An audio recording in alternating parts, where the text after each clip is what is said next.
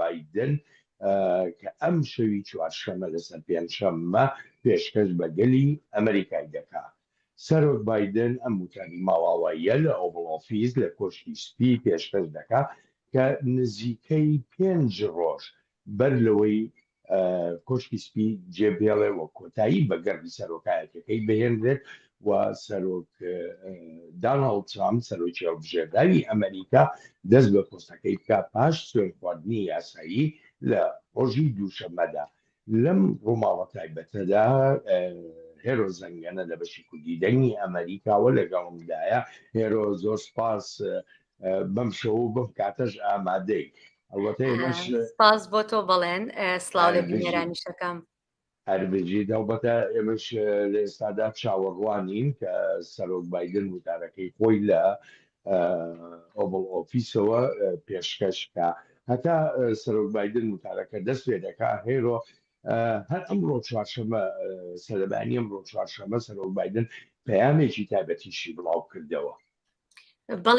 بڵێن سەر لە بەیانی ئەمڕۆ چوارشەمە پەیامێکی تایبەتی بڵاو کردەوە کە پەیامەکەشی ڕنگدانەوەی کارەکانی بوو کە لە ماوەی 4 ساڵی ڕابردوودا ئەنجامی داوە. ئەو باسی لەو کاتە کرد کاتێکە 4 ساڵ لەمەوبەر لە چ دۆخێکە ئەو هاتە سەر دەسەڵات و باسی لە کارەکانی خۆی کرد و هەروەها باسی لەوە کرد کاتێکە دەسەڵاتی گرتوۆتە دەست 4 ساڵ لەمەوە پێش وڵاتەکە لە دۆخێکی زۆر خراپی ئابووریدا بووە و هەروەها باسی لەوە کرد کە وڵاتەکە بە پەتایەکی با بڵین کوشندەدا تێپەڕ بوو لە کات لە دەمی ئەو پەتایە ئێمە وەکو دەزانین کە سەرۆک بایدن هاتە سەر دەسەڵات. بەڵام ئەو باسی ئەوەی کردکە ئێستا دۆخی وڵاتەکە لە 4 ساڵ لەمەوە پێش باشترە و باسی لە هەندێک دەستکەوتە سیاسی و ئابوووریەکانی کرد کە لە ماوەی ئەم 4 ساڵەدا بەدەستی هێناوە. ئەوە لەو پەیامەدا بوو کە پێشکەش بە گەلی ئەمریکای کرد یاخو نردی بۆ گەلی ئەمریکا بەر لەو وتارەی کە بڕیارە پاشکەمێکی تر دەست پێ بکە ماڵاواییکردن کە پێی دەگوترێ وتاری ماڵاواییکردن. هێرۆ لە پەیامەکەدا ئاماژەی بە ئێرانیش کرد. بۆچی ئێران وە چ شتێک وردەکاری باسەکەی بوو؟ بەڵێن باسی لە زۆر بابەت کرد لە بابەتەکانی سیاسەتی دەرەوە دێمە سەر بەسەلەی ئێران. ئێستا دواتر باسی ئەوەکانی تری شەکەم ئەو باسی لە باسی ئێرانی کرد بۆ پێی کەوتی ئێران ئێستا لە 4 ساڵ لەمە پێش لاوازترە. باسی لەوە کرد کە هاوپەیمانیەک پێکێنراوە بۆ لاوازکردنی ئێران لە ڕووی ئابووریەوە داڕوخاوەوە بەڕوخانی بەشار ئەسەد ئێران ئەوەنەیتر لاواز بووە. باسی لەویانی لەو ڕووەوە باسی لە لاوازبوونی ئێران کرد کە بە هەموو شێوەیەک لە ڕووی سیاسیەوە لە ڕووی لەشکریەوە ئێران لاواز بووە. ئێستا زیاتر کەمتر دەتوانێت دەستێوەردان لە وڵاتانی بابلین ناوچەکەدا بکە. ئێمە دەزانین کە یەکێک لە نیگەرانیەکانی بەڕێوەبەرایەتیەکەی ئەمریکا دەستێوەردانەکانی ئێران بوو لە وڵاتانی ناوچەکەدا. ئەمە کە یەکێک لەوانی کە باسەکرا هەمیشە باز لە سووریا ئەکرا کە ئێران پێگەیەکی بەهێزی لە سووریا هەبوو و هەروەها باسی لەو هاوپەیمانیە کرد کە پێک هاتووە بۆ لاوازکردنی ئێران و ئاماژەی بە هاوپەیمانی بابلین هاوکاریکردن لەگەڵ ئیسرائیلدا کرد بۆ لاوازکردنی پێگەی ئێران. بەڵام جگە لە ئێران باسی لە کۆمەڵێ بابەتی تریش کرد. یەک لەوانش کە ئاماژەی پێکرد باسی لەوە کرد کە لە کاتی دەست بەکاربوونی ئەودا لە پاش دەست بەکاربوونی درێژدەمترین شەڕی ئەمریکا لە دەرەوەی وڵات کۆتایی پێهاتووە ویژمە بەسی لە شەڕی ئەفغانستان بوو. هەرچەندە ئێمە دەزانین بڵێن بڕیاری کشانەوەی هێزەکانی ئەمریکا لە ئەفغانستان لە سەردەمی بەڕێوەبەرایەتی پێشووی ترامپ بوو. بەڵام جێبەجێکردنی بڕیارەکە لە کاتی بایدنا بوو و دەشزانین کە ئەو جێبەجێکردنی ئەو بڕیارەش کۆمەڵێک ڕەخنەشی لێگیرا لە دوای یا شێوازی کشانەوەکە. باسی لەوەش کرد و هەروەها باسی لە ئۆکرانیا کرد. باسی باسی لە شەڕی ئۆکرانیا کردوتی پوتین پێی وابوو کە دەتوانێت بە هەفتەیەک ئۆکرانیا داگیر بکە. بەڵام پشتیوانەکانی ئەمریکا و ناتۆ و هاوپەیمانەتیەکانی ئەمریکا ڕێگەمان نەدا چۆنەڵەی ئەو داگیرکاریە بکات پوتین. باسی لەوە کرد کە ئێستا رووسیاش بە بەراورد لەگەڵ 4 ساڵ لەمە و پێش لاوازتر بووە و هەروەها لە شوێنێکە دانی بەوەش دانا کە ئێستا هەم چین و هەم کۆریای باکوور و هەم رووسیا و ئێران زیاتر لە یەک نزیک بوونەوە بەڵام مەبەستەکەی لەوە بوو کە ئەم لێک نزیک بوونەوەی ئەم وڵاتانە هۆکاری ئەوەیە کە زیاتر لاواز بوونە لە لاوازیاندا لە یەک نزیک بوونەتەوە جا کۆمەڵێک لەم ئەم باسانەی کردکە وەکو دەستکەوتێک بۆ خۆی شانازی بە ڕابردووی خۆی کرد بۆ زیاتر لە 50 ساڵ خەباتی وەک ئاماژەی پێکرد بۆ گەلی ئەمریکا و لە پێناو ئەمریکادا خۆ دەزانانی ڕۆژی چوارشەممە ینی ڕۆژێکی گەرموگوڵی دیپلۆماسی بوو لە ئەمریکا بە تایبەتی پاش ڕاگەیاندنی ئەوەی کە حەماس و ئیسرائیل گەیشتونەتە ڕێکەوتن سەرۆک بایدن لەسەر ئەمەش ینی هەندێک تێبینی و سەرنجیدا بوو هەر لەم ڕۆ چوارشەممەدا ئاماژەی بەوە کرد کە ڕێکەوتنەکە دوو قۆناغا لە قۆناغی یەکەمدا ژمارەیە لە بارمتەکان ئازادە بن لە بەرامبەر ژمارەیەکی زیاتری گیراوە فەلەستینیەکاندا ئەوە وەکو بەشێک لە ڕێکەوتنەکە و بەشێک لە هێزەکانی ئیسرائیلیش لە گەزە دەچێتەوە هەتا قۆناغی دوو هەم دەست پێ دەکا بۆ بە تەواوەتی هەموو بارمتەکان ئازاد دەبن و کۆتایی بە شەڕی غەزە دەێنرێ ئەڵبەتە سەرۆک بایدن وەکو دەستکەوتێکی سیاسی بۆ بەڕێبەرایەتیەکەی خۆی وەک بەرەنجامی ئەو کارە چڕوپڕانی کە دەیانکرد بۆ ڕاگرتنی ئەم شەڕە بەڵام لەو لاشەوە داناڵد ترامپ سەرۆکی هەڵبژێررا و کە ڕۆژی دووشەممە وەکو 47مین سەرۆکی ئەمریکا دەست بەکارە بێ لە تۆڕی کۆمەڵایەتی ئێکس دەنووسێ ئەم ڕێکەوتنەی کە کراوە لە نێوان بڵێن ئیسرائیل و حەماسدا بەرەنجامی سەرکەوتنی کۆماریەکانە لە هەڵبژاردنەکەی ڕۆژی 5 مانگی 11 ساڵی 2024.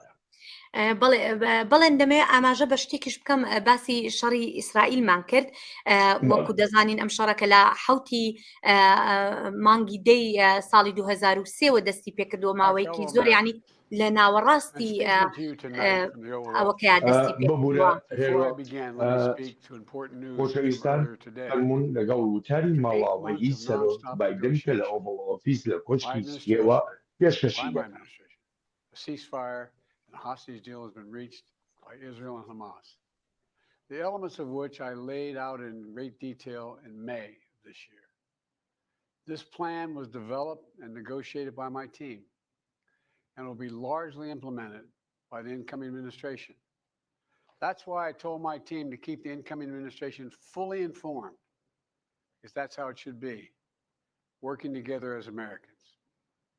This will be my final address to you from the American people, from the Oval Office, from this desk as president. And I've been thinking a lot about who we are and maybe more importantly, who we should be. Long ago in New York Harbor, an iron worker installed beam after beam, day after day. He was joined by steel workers, stonemasons, engineers. They built not just a single structure, but a beacon of freedom.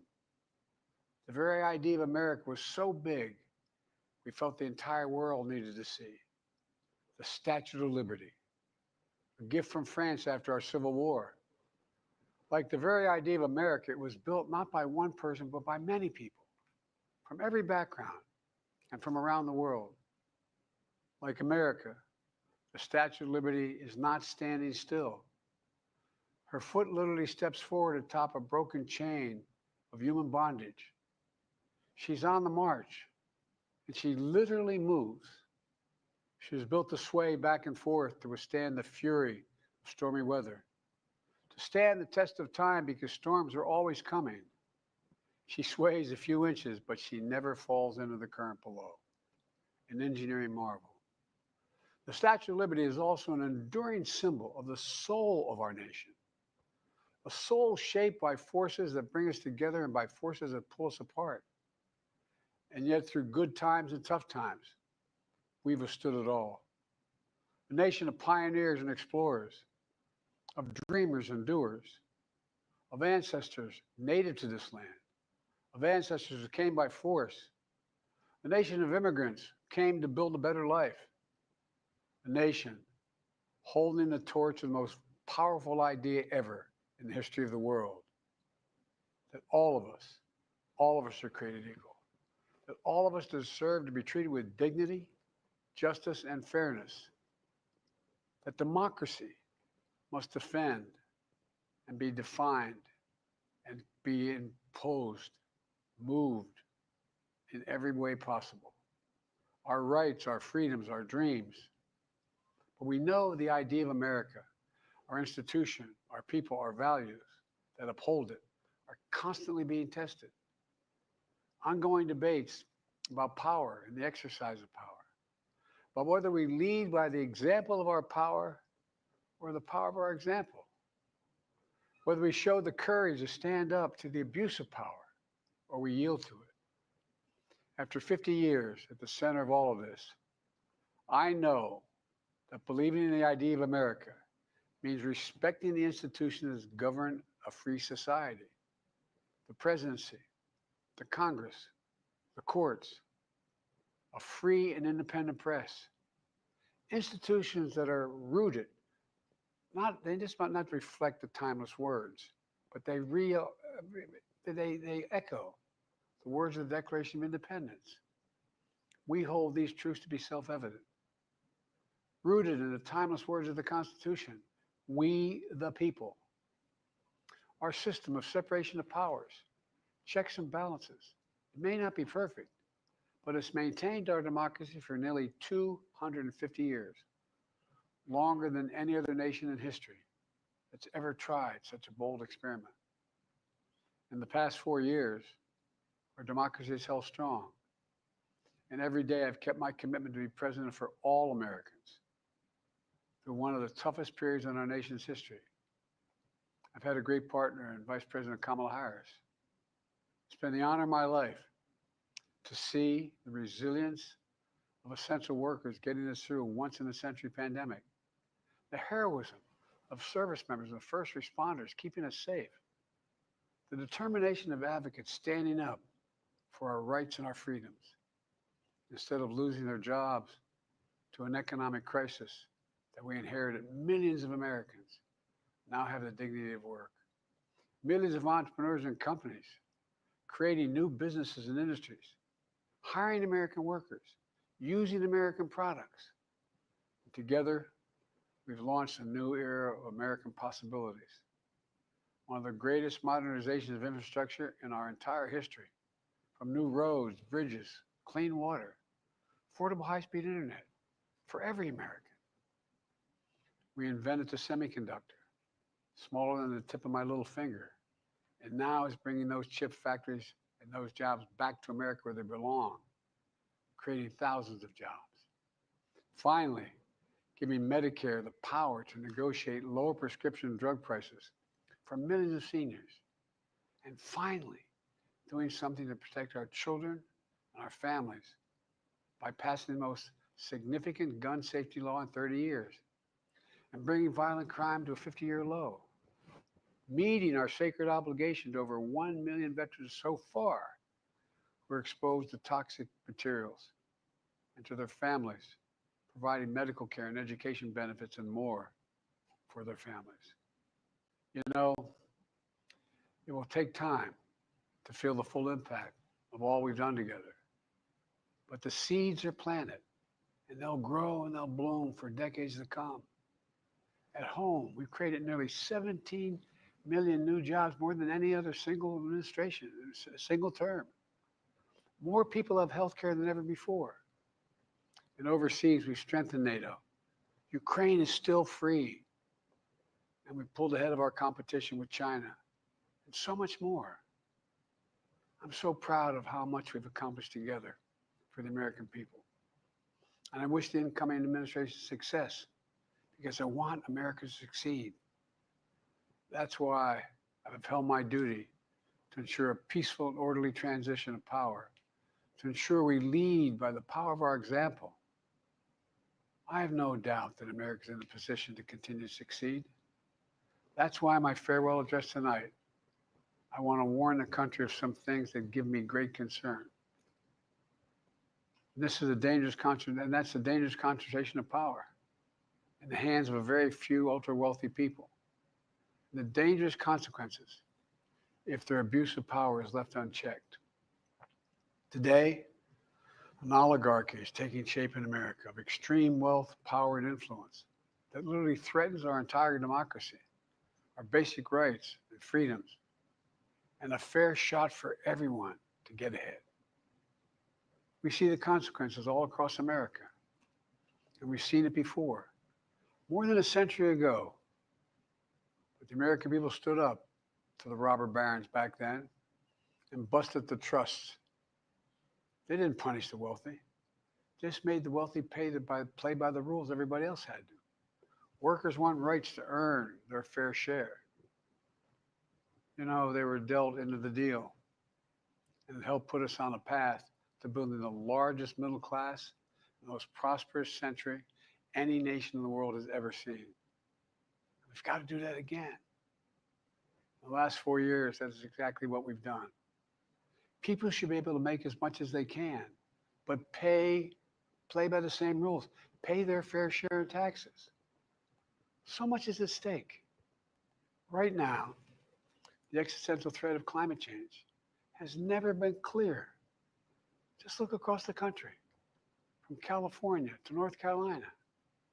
That's why I signed the most significant climate and clean energy law ever in the history of the world. And the rest of the world is trying to model it now. It's working, creating jobs and industries of the future. Now, we've proven we don't have to choose between protecting the environment and growing the economy. We're doing both.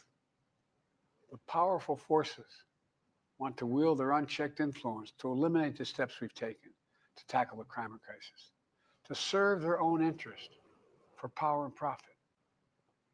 We must not be bullied into sacrificing the future of our children and our grandchildren. We must keep pushing forward and push faster. There's no time to waste. It's also clear that American leadership in technology is an unparalleled source of innovation that can transform lives. We see the same dangers of the concentration of technology, power, and wealth. You know, his farewell address, President Eisenhower spoke of the dangers of the military-industrial complex. He warned us then about, and I quote, the potential for the disastrous rise of misplaced power, end of quote. 6 decades later, I'm equally concerned about the potential rise of a tech-industrial complex that could pose real dangers for our country as well. Americans are being buried under an avalanche of misinformation and disinformation, enabling the abuse of power. The free press is crumbling. Editors are disappearing. Social media is giving up on fact-checking. The truth is smothered by lies told for power and for profit. We must hold the social platforms accountable to protect our children, our families, and our very democracy from the abuse of power. Meanwhile, artificial intelligence is the most consequential technology of our time, perhaps of all time. Nothing offers more profound possibilities and risk for our economy and our security, our society, for humanity. Artificial intelligence even has the potential to help us answer my call to end cancer as we know it. But unless safeguards are in place, AI could spawn new threats to our rights, our way of life, to our privacy, how we work, and how we protect our nation. We must make sure AI is safe and trustworthy and good for all humankind. In the age of AI, it's more important than ever that the people must govern. And as the land of liberty, America, not China, must lead the world in the development of AI. You know, in the years ahead, it's going to be up to the president, the presidency, the Congress, the courts, the free press, and the American people to confront these powerful forces. We must reform the tax code, not by giving the biggest tax cuts to billionaires, but by making them begin to pay their fair share.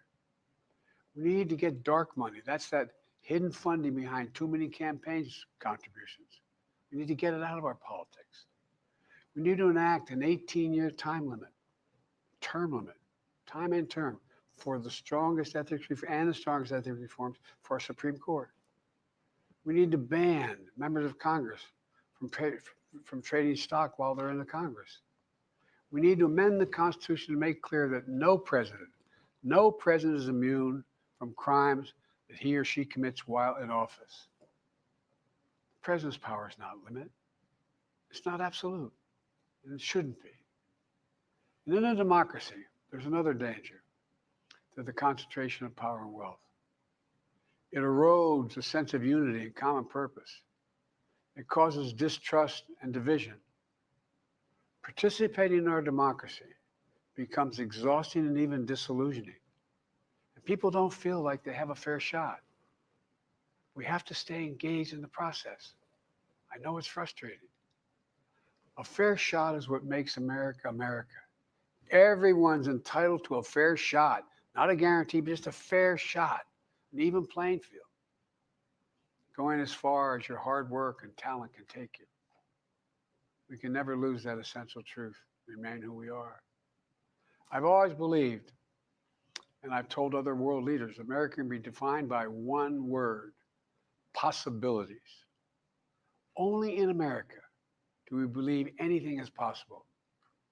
Like a kid with a stutter from modest beginnings in Scranton, Pennsylvania, in Claymont, Delaware, sitting behind this desk in the Oval Office as President of the United States. That's the magic of America. It's all around us. Upstairs in the residence of the White House, I've walked by a painting of the Statue of Liberty I don't know how many times.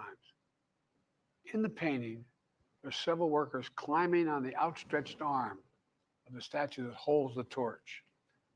It reminds me every day I pass it of the story and soul of our nation and the power of the American people. There's a story of a veteran. This is a veteran, the son of an immigrant, whose job was to climb that torch and polish the amber panes so rays of light could reach out as far as possible. He was known as the keeper of the flame. He once said of the Statue of Liberty, quote, speaks a silent universal language, one of hope that anyone who seeks and speaks freedom can understand. Yes, we sway back and forth to withstand the fury of the storm, to stand the test of time. A constant struggle, a short distance between peril and possibility. But what I believe is the America of our dreams is always closer than we think. It's up to us to make our dreams come true. Let me close by stating my gratitude to so many people, to the members of my administration, as well as public service and first responders across the country and around the world. Thank you for stepping up to serve. To our service members and your families, it's been the highest honor of my life to lead you as Commander-in-Chief. And of course, to Kamala and our incredible partner, the historic Vice President. She and Doug have become like family. And to me, family's everything. My deepest appreciation to our amazing First Lady who's with me in the Oval today, for our entire family. You're the love of my life and the lives of my love. My eternal thanks to you, the American people. After 50 years of public service, I give you my word. I still believe in the idea for which this nation stands. A nation where the strengths of our institutions and the character of our people matter and must endure. Now it's your turn to stand guard. May you all be the keeper of the flame. May you keep the faith. I love America. You love it too. God bless you all. May God protect our troops. Thank you for this great honor. خۆشەویستان لە بەشی کوردی دەنگی ئەمریکاوە بینەر و گوێبیستی وتاری ماڵاوایی سەرۆک بایدن بوون کە لە ئۆڤڵ ئۆفیسەوە لە کۆشتی سپی پێشکەشی کرد ئەم وتارە پاش 4 ساڵی بەڕێوەبەرایەتیەکەی بایدنە و هەروەها 5 ڕۆژ بەر لە سوێندخواردنی یاسایی داناڵد ترامپە وەک سەرۆکی ئەمریکا و ئەو کاتێک کە دەچێتە کۆشتی سپیەوە دەبێتە 47مین سەرۆکی ئەمریکا. سەرۆک بایدن لە وتارەکەیدا جەفتی لە کۆمەڵی خاڵی گرنگ کردەوە لە ژیانی سیاسی ئەمریکاییەکاندا و هەروەها لە ژیانی سیاسی خۆشیدا سەرەتا بە پەیکەری ئازادی دەستی پێکرد وەکو سیمبۆڵێکی ئەمریکا ئەو پەیکەری ئازادیەی ناسان کە لە شاری نیویۆرک دانراوە. ژمارەیە خاڵی تر هێرۆ لەسەر چەک و هەروەها ڕێژەی تاوان سەرۆک بایدن ئاماژەی بە هەندێ خاڵی گرنگ و سەرنج کرد. بەڵێن وەکو بینیمان وتارێک بوو نزیکەی 25 دقه بوو وتارێکی کورت بوو بە بەراورد لەگەڵ وتاری ساڵانەیدا باسی گەلێک خاڵی کرد بەڵام ڕاستە بۆ وەڵامی پرسیارەکەی تۆ باسی چەکی کرد باسی ئەوەی کرد باسی دەستکەوتەکانی کرد کە لە ماوەی ئەو 4 ساڵی ڕابردووە چەند دەستکەوتی بەدەست هێناوە هاوشێوەی وتارەکانی پێشووتری بەڵام زیاتر لێرە بە سۆزەوە باسی لە شتەکان کرد یەک لەوانش کە باسی چەکی کردوتی لە ماوەی 30 ساڵی ڕابردووە بۆ یەکەم جار ئێمە یاسایەکمان پەسەند کردووە کە منداڵەکانمان لە چەک بپارێزە ئەویش ئەو یاسایە بوو کە لە ساڵی ڕابردووە پەسەند کرا و ئەوەش بۆ ئەوە بوو کە خەڵک بتوانن لە شوێنێکە بەپێی یاسا خەڵکی با بڵێن ئیمزا کۆبکەنەوە بەپێی ئیمزای خەڵکی ئەتوانن ئەو کەسانی کە خەڵکی کۆمەلگاکان پێیان وابێ ئەم کەسە مەترسیە لەسەر کۆمەلگاکان وای لێ بکرێت کە چەکی پێ نەفرۆشێت یاخود چەکەکەی لێ بسەندرێتەوە ئەم باسی لەم یاسایە کرد کە لە پاش 30 ساڵ یەکێک بوو لەو یاسایانی کە با بڵێن پەسەند کرا لە کۆنگرێز بڵێن ئێمە دەزانین ئەمە بابەتێکی زۆر مشتومڕ لەسەرەوە بە درێژایی هەڵمەتەکانی هەڵبژاردننی ساڵی ڕابردوو باس لەم بابەتانە لەناو ئەمریکا دەکرایەوە بەڵام بابەتێکی تر بەڵێن کە لە وتارەکەیە من ئاماژەم پێکرد سەرۆک بایدن بە هەموو شێوەیەک جەختی لە ئازادی لە هێشتنەوەی ئەو بەهایانەی کە ئەمریکا هەیەی بۆ بۆ پاراستنی بەها دیموکران زیاتر جەختی لەم بابەتە ئەکردەوە لە وتارەکەیە و هەروەها باسی لەوە کرد کە وڵات دەکەوێتە دەست چەند چۆنەڵی سەرمایەدارێک یعنی باسی لەوە کرد دەبێت چینی مامناوەندی بپارێزرێت ئەمە کڕۆکی وتارەکەی بوو هێرۆ یەکێ لە خەڵە هەرە سەرنج ڕاکێشەکان لەوەدا کە ئاماژەی بەوە کرد ڕاستە ئێستا وڵات لە بەڕێوەبەرایەتی داهاتوودا دەکەوێتە دەستی چەند ملیاردێرێکەوە بەڵام نابێت پێشێلی دەسەڵات و پێشێلی یاسا بکرێ و پێویستە لەسەریشیان وەکو هەموو هاوڵاتێکی تری ئەمریکایی بەشی خۆیان لە باجی ساڵانە بدەن بە دەستگاکانی یا دامەزراوەکانی تایبەت بە باج. بەڵێ دوسێ جار ئەوەی دووپات کردەوە و ئاماژەی بەوە کرد کە مرۆڤ ئازادە ئەوە نەی لە توانایەتی چۆنەڵی داهاتی هەبێ پارە پێیاکە کار بکات بەڵام چۆنەڵی هاوسەنگیەکە لەوەیە ئەبێ کە بەشی خۆی لەو باجە بدات ینی ئەرکەکە نەکەوێتە سەر چینی مامناوەند ئەمەش باس لەو یاسایانە ئەکات کە پێشتر با بڵێن زۆر جار باس کراوە کە یاساکان بە شێوەیەکدا ڕێژراوە ئەوانەی کە داهاتی لە ئاستێکی زۆر بەرزترایە ڕێژەی باجیان بەو شێوەیە نیە بە بەراورد لەگەڵ چینی مامناوەندی و لە بەڕێوەبەرایەتی بایدنە هەر لە هەڵمەتی هەڵبژاردنەکانی ڕابردووی ئاماژەی بەوە ئەکرد کە باج لەسەر دەوڵەمەنەکان زیاتر ئەکا بەڵام ئاماژەی بەوە کرد ئەگەر هەر کەسێک لە 200 ساڵی لە 250,000 دۆلار زیاتر نەبێت داهاتی ساڵانەی باجەکەی لەسەر زیاتر زیاتر ناکە ئەمەش کێشەیەکی باجەکە هەمیشە شتێکی مشتومڕاویە لە نێوان کۆماریەکان و دیموکراتەکان کە لێرەیە ئاماژەی پێکردەوەەوە شتێکی ترکە زۆر گرنگی پێدا بابەتی خزمەتگوزاری تەندروستی بوو ئاماژەی بەوە کرد کە لە میانەی بەڕێوەبرایەتەکەی ئەم 4 ساڵی بەڕێوەبرایەتی ئەوە هەوڵی داوە کە نرخی دەرمانەکان کەمتر بکرێتەوە زیاتر خەڵک لە توانایان بێ دەرمان بکڕن و هەروەها ئاماژەی بەوە کرد کە لە هەموو کات زیاتر ئەمریکایەکان بیمەی تەندروستیان هەیە توانیویانە بیمەی تەندروستی بەدەست بهێنن و هەروەها وەکو دەزانین بەڵێن باسی لە وڵاتانی با بڵین سیاسەتی دەرەوەیش کرد باسی لەوە کرد کە ئێستا تۆ بەهێزترە گەریابەتی بەرلەوەی بچینە سەر بابەتی سیاسەتی دەرەوەی یەکێ لە بابەتە مشتومڕ لە سەرەکان بە تایبەتی نەکرد لەم 4 ساڵی ڕابردوودای لە هەڵمەتەکانی هەڵبژاردننی سەرۆکایەتی لە ساڵی 2024دا ئەتوانم بڵێم لە ساڵی 2016ەوە کە بابەتێکی زۆر مشتومڕ لەسەر بۆ لە ئەمریکا هیچ دۆسەی کۆچبەران بووە سەرۆک بایدن لەم وتارەیە هەر زۆر بە بایەخەوە باسی ڕۆڵی کۆچبەرانی کرد لە بنیادنانی ئەمریکادا دەجگەلەوە یەکێ لە خاڵەکەی تر وتی دەتوانێت بە یەک وشە تەنها پێناسەی ئەمریکا بکە ئەویش شیانە وتی هەموو شتێک لە ئەمریکا دەشێ بکرێ دەرفەتەیە بکرێ ئەمە ئاماژەیەک بۆ قسەیەیە کە دەڵێ ئەمریکا وڵاتی دەرفەتەکانە تۆ ئاتیتەتە ئەمریکا و وەکو کۆچبەرێک هەموو دەرفەتێکە لە بەردەستایە هەنگاوی خۆ بنی بەرەو پێشەوە و بگەیت بەو خەونەی کە هەتا وەجەختێکی زۆریشی لە خەونی ئەمریکاییەکان کردەوە یەک خاڵی تری ژێرۆ ئەگەر یارمەتیم بیت ئەوە بەلای نۆ بەڕاستی گرنگ بوو لە وتارەکە کە ئاماژە بەوە دەکا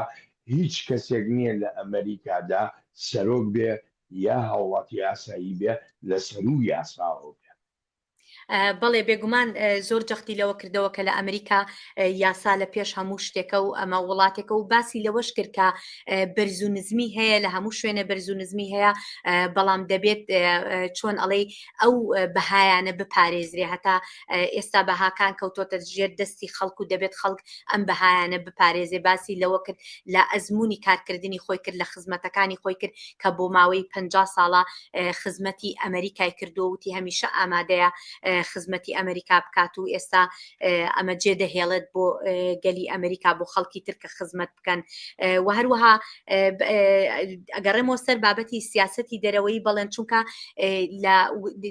تەنانەت لە وتارەکەی کە لە ڕۆژی دووشەمە لە وەزارەتی دەرەوەش پێشکەشی کرد و هەروەها لە نامەکەشی کە ئاراستەی گەلی ئەمریکا کردبوو زۆر باسی لە دەستکەوتەکانی لە ڕووی سیاسەتی دەرەوەی کردووە هەرچەندە زۆربەی ئەو دەستکەوتانە ینی مشتومڕ لەسەریش بوون لە ماوەی سەرۆکایەتێکدا یەکێک لەو شتانی کە ئاماژەی پێکرد ئەم شەویش لە وتارەکەیە ئاماژەی بە شەڕی ئۆکرانیا کرد و باسی لەوە کرد کە رووسیا وای دەزانی بە هەفتەیەک ئۆکرانیا ئەگرێت بەڵام وا دەرنەچوو ینی وەکو چۆنەڵی وەکو دەستکەوتێک ئەمریکا ئۆکراین هێشتا وڵاتێکی ئازادە هێشتا وڵاتێکی ئازادە بەڵێ لە نامەکەی ئاماژەی بەوە کردووەکە چۆنەڵی پوتین وایەزانی بە هەفتەیەک ئۆکرانیا ئەگرێ بەڵام ئۆکرانیایی نەگرتووە ئەمەش یەکێکی تر بوو لە بابەتەکانی کە لە ماوەی با بڵێن سەرۆکایەتەکەیە زۆر جەختی کردەوە لە پشتیوانیکردنی ئۆکرانیا ئەگەر ئێمە بیرمان بێ لە سەرەتای شەڕی ئۆکرانیاوە بەڕێوەبرایەتی بایدن پشتیوانێکی زۆری لە ئۆکرانیا کرد و هەروەها لە ڕووی دارایی پشتیوانێکی زۆری کرد لەگەڵ ناتۆیە هەوڵێکی زۆریاندا بۆ بەهێزکردنی بۆ با بڵین ئۆکرانیا و تاکو نەیەڵن رووسیا ئۆکرانیا داگیر بکات ئەمەی لە وەزارەتی دەرەوەش باس کردەوە هەروەها لە نامەکەشە باسی لەمە کردوتەوە و هەروەها باسی لە جارێکی تر با بڵینەوە باسی لە بابەتی AI کرد با بڵین زیرەکی دەستکرد ئاماژەی بەوە کرد کە ئێستا ئێمە لە سەردەمی زیرەکی دەستکرد داین بەڵام دەبێ بزانین ئەمە چۆن بەکاردێ دەبێت ئەمە لە خزمەتی هەموو مرۆڤایەتیدا بێت ئەم زیرەکی دەستکردەوتی دەبێت ئێمە مناڵەکانی خۆمان لە تۆڕە کۆمەڵایەتەکان بپارێزین مناڵەکانی خۆمان لە چۆنەڵی لە زانیاری هەڵا بپارێزین دەبێت بە تەواوەتی ئەم شتانە کۆنتترۆل بکرێت وای لێنەیە کە لە سەردەمی ئەی ئایا شێوەیەک زیرەکی دەستکرد بە شێوەیەک بێکە ئیتر چۆنەڵی ئەم زیرەکی دەستکردە چین بەڕێوەی بەرێت دەبێت ئەمریکا ئەمریکا ڕێبەرایەتی ئەم زیرەشیە دەستکردە بکە خاڵێکی تریش کە لە لای من گرنگجیە بوو باسی دەستکەوتە دیموکراتیەکانی کرد لە ماوەی 4 ساڵی ڕابردوودا کە وتی ئەمریکا بە دیموکراتی مایەوە بەڵێ ئاماژەی بۆ کردی ئەمریکا بە دیموکراسی مایەوە ئاماژەی بە زۆر لە بابەتەکان کرد بەڵام یەک لە شتەکانیش کە جارێکی تر جەختی لێکردەوە لە سەرەتای با بڵین هەڵبژاردنەکەی سەرۆکی هەڵبژێردرا و دانەڵد ترامپیشدا بایدن جەختی لەوە کردەوە و لەم وتارەشا جارێکی تروتەوە کە بڕوای بە دەساو دەستکردنی دەسەڵاتە بە شێوەیەکی دیموکراسی بە شێوەیەکی ئاشتیانە جارێکی تر لەم شەو باسی ئەوەشی کردەوە و هەر لە پاش هەڵبژاردنەکانە جارێکی تر ئەو کاتش پیرۆزبایی کرد دەست بەجێ و هەروەها سەرۆکی هەڵبژێردراوی هەروەکو نەریتەکانی سەرۆکەکانی پێشووتر کە کردبیان بانگهێشت کرد بۆ کۆشکی سپی وتی هەموو بە هەموو شێوەیەک هاوکاری ئەەکەن بۆ دەساو دەستکردنی دەسەڵات بە شێوەیەکی ئاشتیانە و جارێکی تریش لە وتارەکەی ئەم شەویدا ڕەنگیدایە و ئاماژەی بەوە کرد ژینگە بەشێکی تر بوو لە وتاری ماڵاوایی سەرۆک بایدن لەوێدا ئاماژەی بە ڕۆڵی بەڕێوەبەرایەتیەکەی کرد بۆ بەرەو پێشبردن و بەرزڕاگرتنی ئەو هەنگاوانەی کە پێویستن بۆ بەرەنگاربوونەوەی گۆڕانی کەشوهەوا لە جیهاندا و ئاماژەی بە ڕێکەوتنەکان کرد و کاریگەری ئەو ڕێکەوتنانەش لەسەر پاراستنی ژینگە بڵێ ئاماژەی بە هەروەکو ئاماژت پێکرا ئاماژەی بە ژینکە کردووە هەروەهاوتی ئەمریکا لە ماوەی 4 ساڵی ڕابردووە ئەو ڕێککەوتنانی کردوێتی ئەو هەنگاوانی کە ناوێتی بۆ ئاوی پاک بۆ ژینگە بۆ پاراستنی ژینگە ئەمە بە شێوەیەک بووە کە جیهان هەمووی ئێستا چاو لە ئەمریکا ئەکەن ئەمریکا وەکو نمونە بەکارهێنن بۆ ئەوەی بەو ڕێی ئەمریکادا بڕۆن بۆ ئەوەی ئەوانش بەو شێوەیە ژینگە بپارێزن ئەمەش وەکو یەکێک لە دەستکەوتەکانی خۆی ئاماژەی پێکرد لە وتارەکەی ئەم شەویدا هێرۆ ئەڵبەتە وتارێکی ئێستیا وستایشێکی باشی کاملا هێرز جێگری سەرۆکی ئەمریکاشی کرد بۆ ئەو ڕۆڵەی کە بینیەتی لەبەرەو پێشبردننی سیاسەتەکانیە بەڵام لە هەمان کاتیشان لەناو ئەمریکادا ڕەخنەژە گیرێ لە بەڕێوەبەرایەتەکەی بایدن بە تایبەتی ئێمە ئەگەر بگەڕێنەوە بۆ هەوڵەتەکانی هەڵبژاردن لە ساڵی 2020 هێرۆ بایدن جەفتێکی ئەجگار گەورەیەکرد لە چی لەوەی ئەو کەلێنەیە ئەو دابەشبوونەی لە ناوگەلی ئەمریکادا دروست بووە بەهۆی ڕوانینە سیاسیەکانەوە ئەم بە تەواوەتی هەوڵەدا هەر هیچ نەبێ ئەوەندە پشوشی بکاتەوە کە شایستەی باسکردن نەبێ بەڵام بە تێپەڕبوونی کات لەم 4 ساڵی ڕابردوودا بە تایبەتیش لەم هەوڵەتانەی هەڵبژاردننی ساڵی 2024 کە بینیمان یعنی بە ئاشکایی هەست بەوە دەکرا ئەو دابەشبوونە لە ناو گەلی ئەمریکادا ماوەتەوە ئەو دابەشبوونە یعنی کاریگەریەکی ئەوەندە نەرێنی هەبوو کە یان گەلی ئەمریکا ئیتر تەواو جارێککە نابێتەوە بەو گەلەی کە بڵێ ئەمە ئەمریکایە بڵێن دابەشبوونێکی زۆر هەبوو لە میانی هەڵمەتەکانی هەڵبژاردنە ئەتوانم بڵێم ئێمە چەند هەڵمەتی هەڵبژاردنمان پێشتر ڕووماڵ کردووە بینیوە بەم شێوەیە نەبوو دابەشبوونەکە ئەگەر بگەڕێنەوە تەنانەت لە ساڵی 2000دا کاتێکە بیرمان بێ هەڵبژاردنەکان لە نێوان ئالگۆر و بوشدا بوو ئەو کاتە بۆ چەند هەفتەیەکیش ئەنجامەکانی هەڵبژاردن ئەو کاتە دواخرا لەبەر ئەوەی چۆنەڵی دەنگەکان ئەوەندە لەیەکەوە نزیک بوون کە دادگای فلۆریدا لەو کاتەیە بڕیاریدا دەبێت دەنگەکان بەدەست بژمێردرێتەوە. ئەمەش چەند هەفتەیەک ئەنجامەکانی دوا خست و هەتا ئەو کاتێک کە دادگای باڵای ئەمریکا بڕیارەکەیدا کە لە 20 مانگی 2010دا بڕیارەکەیدا کە نزیکەی زیاتر لە مانگێک بوو لە دوای هەڵبژاردنەکانی سەرۆکاتی بڕیاریدا کە ئەو پرۆسەیە ڕابگیرێت و چۆنەڵی لە بەرژەوەندی سەرۆکی پێشوو جۆرج بوشدا بوو. یعنی ئەو کاتش هەموو کەس ئەو بڕیاری بەدڵ نەبوو، دابەشبوونێکی زۆر هەبوو، بەڵام لە دوای ئەوەش ینی هەر لە وتاری دەستپێکردنی دەست بەکاربوونی سەرۆک جۆرج دەبلیو بوشدا ئەو کاتە ئاماژەی بەوە کرد کە ئەو دەیەوێت ببێ بە کەسێکە وڵات یەکریز بکاتەوە، نەک ببێت بە کەسێکی دابشکەر. جا پێم وابێ ئەمە هەم شتانی کە لە هەڵمەتەکانی هەڵبژاردندا ڕوودەدەن زۆر جار هەر لە کاتی دەست بەکاربوونی سەرۆکی نوێ ئەم شتانە ئیتر ئەم خەمە نامێنێ، ینی وڵات زیاتر یەک دەگرێتەوە. بەڵام ئەمەمان بەڕاستی لە 4 ساڵی ڕابردوو بەو شێوەیە نەبینی.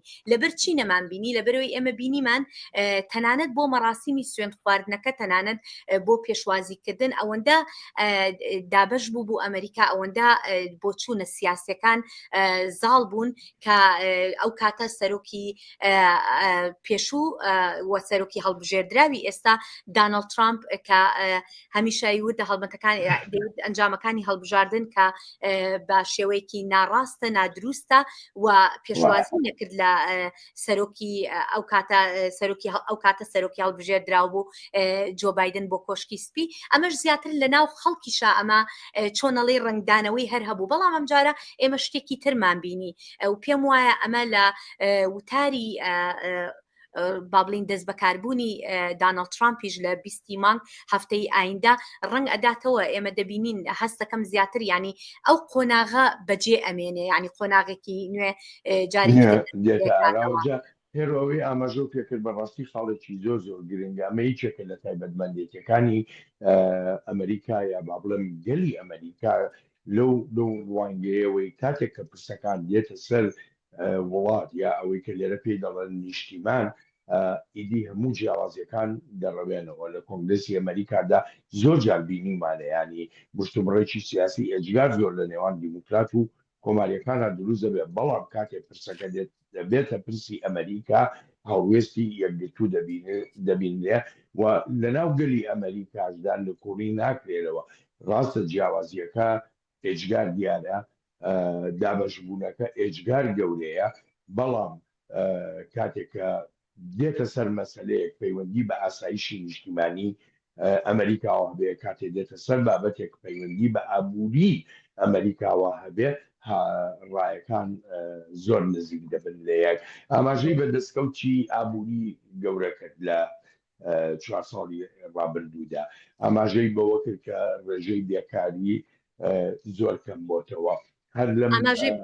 بەڵێ ئاماژەی بە ڕێژەی پێکاری کرد، بێگومان کەوتی کەم بۆتەوەتی 17 ملیۆن هەلی کار تەنها لە ماوەی 4 ساڵدا، لە ماوەی یەک تێرمی بەڕێوەبەرایەتی ڕەخساوە بۆ خەڵک. کەوتی ئەمە شتێکی بێپێشینەیە و پێشتر شتێکی لەو جۆرە نەبووە و باسی ئەوە کرد کە هەڵاوسانی ئابووری، هەڵاوسانی بازار هێواش کەم دەبێت تا دێت زیاتر کەم دەبێتەوە. بەڵام ئەم خاڵەش بەڵێن خاڵێکە لەوەی کە یەکێک بوو لە دروشمەکانی با بڵین سەرۆکی هەڵبژێردرا و دانەڵد ترامپ کە لەسەر بنچینەی ئابووری هەڵمەتەکانی هەڵبژاردننی بەرەو پێش برد و سەرکەوتنی بەدەستهێنا لە هەڵبژاردنەکە.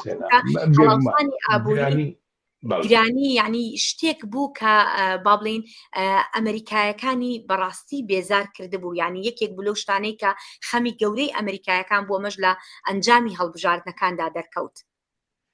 بەڵێ وەکو چۆن سەرەتای دەست بەکاربوونی سەرۆک بایدن لە ساڵی 2001دا لەگەڵ پەتای کۆرۆنا و گرفتەکانی پەتای کۆرۆنادا بوو، ئەم ساڵیش دانەڵد ترامپ سەرۆکی هەڵبژێردرا و لەگەڵ کێشەی ئابووری و قەیرانی هەڵاسانی دارایی و گرانیدا دەچێتە کۆشکی سپیەوە.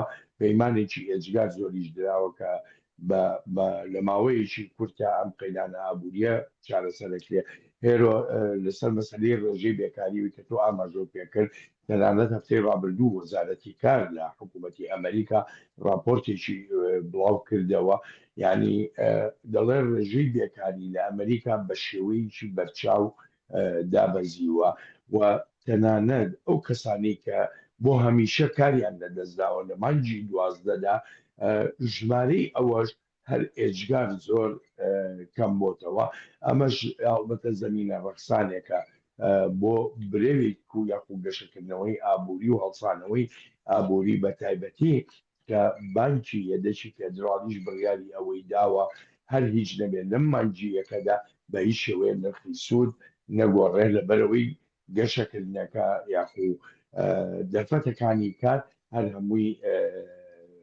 بەرەو پێش چوون و ئابووری ناسانیش بە هەمان شێوە گەشتبینن بەرامبەر بە ڕەوشەکە. بەڵێن یەک خاڵیکە نامێ بیرمان بچێ ئاماژەی پێ بکەین لە کاتێکا کە باسی لە دیموکراسی و با بڵێن گرنگی دیموکراسی لە ئەمریکا و ئازادیەکانە کرد لە بەهاکانی ئەمریکا کرد باسی لەوە کرد کە هیچ کەسێک لە ئەمریکا تەنانەت سەرۆکیش نابێت پارێزراو بێت لە با بڵێن ئەگەر تاوانێکی ئەنجامدا نابێت پارێزراو بێت لەوە ینی دەست بۆ سەرۆک نەبرێ ئەمەش پێم وابێ مەبەستی لە سەرۆکی هەڵبژێردرا و داناڵد ترامپ و دۆسێ یاسایەکان بوو کە لەسەر ئەوە یاخود ئەو دۆسە یاسایانی کە ڕوبەڕووی بۆتەوە پێم وابێ لێرەیە مەبەستی ئەو بوو کە ئاماژەی بۆ کردەوە کە هیچ کەسێک لە سەروی یاساوە نییە لە ئەمریکا و نابێ هیچ کەسێکیش بڵێن بپارێزرێت بپارێزرێ ئەڵبەتە هەر تەنها دوێنێ بوو ینی ڕۆژی سێشەمە جاک سمێت ڕاپۆرتەکەی خۆی بڵاو کردەوە هەروەکو لەسەر باپەڕیدنی ئەمریکاش بڵاو کراوەتۆ کە دەڵێ بەڵگەکان کۆکریتی سەبارەت بەوەی کە داناڵد ترامپ لە ساڵی 2020دا هەوڵی دەستکاریکردنی ئەنجامەکانی هەڵبژاردننی داوە بەڵام لەبەر ئەوەی داناڵد ترامپ هەڵبژێراوەتەوە بە سەرۆک لەبەرەوە ئەستەمە بە دوای ئەم بابەتەدا بچی داناڵد ترامپیش هەر لە یەکەمین ڕۆژەوە ینی وەکو ئاگاداری نێرۆ نوکۆڵیەکی زۆر دەکات لەوەی کە بە هیچ شێوەیەک کاری لەو شێوەیە نەکراوە. بەڵێن تر ئەوە سەرۆکایەتەکەی بایدن خەریکە بە کۆتایی دێت تەنها هەفتەیەکی ماوەکو خۆشی ئاماژەی پێکرد ئەمە دوایین وتار بوو کە بەو شێوەیە پێشکەش بەگەلی ئەمریکای کرد زۆر لە کۆتایی وتارەکەیە سوپاسی بەڕێوەبەرایەتێکەشی کرد بە تایبەتی سوپاسی کاملا هێرسی کرد ئەمانی تری کابینەکە سوپاسی گەلی ئەمریکای کرد هێرۆ ئەوبە دەمە پێنجەمین وتاری سەرۆک بایدن بوو لە ئۆڤڵ ئۆفیسەوە کە پێشکەشی بکە وتاری پێشتری ئەو وتارە بوو کە کشایەوە لە هەوڵەتەکانی هەڵبژاردن وە کاملا هێرس جێگری خۆی دەستنیشان کرد بۆ ئەوەی ببێتە کاندیدی فەرمی دیموکراتەکان وتار لە ماوەی 4 ساڵی سەرۆکایەتیدا تەنها 5 وتاری لە ئۆڤڵ ئۆفیسەوە پێشکەش بە گەلی ئەمریکا کردووە بەڵام وتارەکەی ئەم شەوی جیاوازتر بوو لە وتارە وەکو چۆنەڵی خواحافیزێک بوو لە گەلی ئەمریکا کە بۆ ماوەی وەکو خۆی ئاماژەی پێکرد بۆ ماوەی 50 ساڵە زیاتر لە 50 ساڵ دەکا ئێمە دەزانین ئەزمونێکی زۆری کارکردنی هەیە جۆ بایدن لە کۆنگرێسی ئەمریکا و پاشان هەتاکە بوو بە جێگیری سەرۆکی ئەمریکا و هەروەها پاشانیش وەک سەرۆکی ئەمریکا ئەزمونێکی دوور و درێژ و دەوڵەمەندە پڕ لە ململانی سیاسی پڕ بووە لە هەوڵی چڕوپڕی دیپلۆماتی پڕ بووە لە ئەو کارانی کە خۆی بڕوای پێی بووە هەم لە کۆنگرێسدا و هەم لە دەرەوەی کۆنگرێسیشدا پڕ بووە لە پەیوەندی جۆرا و جۆری دیپلۆماتی بۆ لەگەڵ هەموو وڵاتان لەگەڵ هەموو نەتەوەکاندا ئەڵبەتە جۆ بایدن پەیوەندیشی تایبەتیشی هەبووە لەگەڵ کووردا یا لەگەڵ سەرکردەکانی کورد ڕێبەرانی کورد بەردەوام کە داهاتنە واشنگتن زۆر جار جۆ بایدن دیدار و کۆبوونەوەی لەگەڵدا کرد و گوێی لە داواکانیان گرتووە گەنج بوو ئێستا گەنج بوو کە تەنانەت هەوڵی ئەوەیدا ببێتەوە بە کاندید ئەو کاتە ینی پێشی چەند دەیان ساڵ لەمەوبەر کە هەوڵیدا ببێتەوە بە کاندید بۆ سەرۆکایەتی ئەمریکا ئەو کاتە هەڵبەتە هەوڵەکەی سەرکەوتوو نەبوو هەتا هێنای هەتا ئەو کاتێک کە بووە سەرۆکی ئەمریکا و ئێستا پێش نزیکەی نیو کاتژمێ وتاری ماڵاوایی پێشکەش کرد بەڵام ئەو وتاری ماڵاوایی و خۆشی ئاماژەی پێکردووە لە پەیامەکەشدا ئەوەی تیاگایە کە دەڵێ ئەمە دابڕان نییە بەڵکو بەردەوام بەیەکەوە دەوی بەڵێ هەروەکو خۆی ئاماژەی پێکرد وەکو تارێکی هۆشیارکردنەوەی ئەمریکایەکان بۆ مافەکانی خۆیان بۆ پاراستنی بەهاکانی ئەمریکا ئەو بەهایانی کە وەکو ئاماژەی پێکرد 250 ساڵ ئەمریکایی لەسەر با بڵین لەسەر ئەو ڕێڕەوە ئەڕوات ئەمریکا بۆ ماوەی 250 ساڵی ڕابردوو ئاماژەی بۆ کرد و ئێمە دەزانین بەڵێن 20 مانگی 20 ئەم مانگە هەفتەی داهاتوو سەرۆکی هەڵبژێردرا و لە کاتژمێر 12 نیوەڕۆ سەرۆکی هەڵبژێردرا و دانەڵد ترامپ سوێندی یاسایی دەخوات و